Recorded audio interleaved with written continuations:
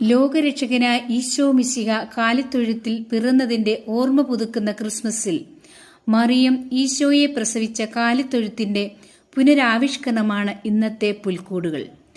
ആദ്യകാലങ്ങളിൽ പുൽക്കൂടുകൾ നിർമ്മിച്ചിരുന്നത് പുല്ലുകളും ഇഞ്ചിപ്പുല്ലും വൈക്കോലും പനയോല തുടങ്ങിയ വസ്തുക്കൾ ഉപയോഗിച്ചുകൊണ്ടായിരുന്നു.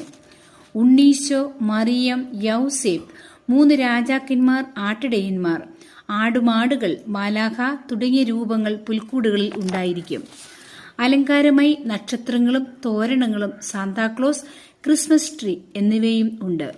പുൽക്കൂട് നമ്മിൽ ഇത്രമാത്രം ചലനങ്ങൾ സൃഷ്ടിക്കാൻ കാരണം ദൈവത്തിന്റെ കരുതലാർന്ന സ്നേഹമാണ്.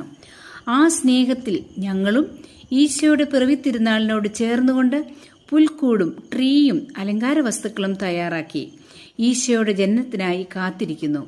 ഈശോയുടെ പിറവിയുടെ മറ്റൊരു വീഡിയോയുമായി നമുക്ക് വീണ്ടും കാണാം.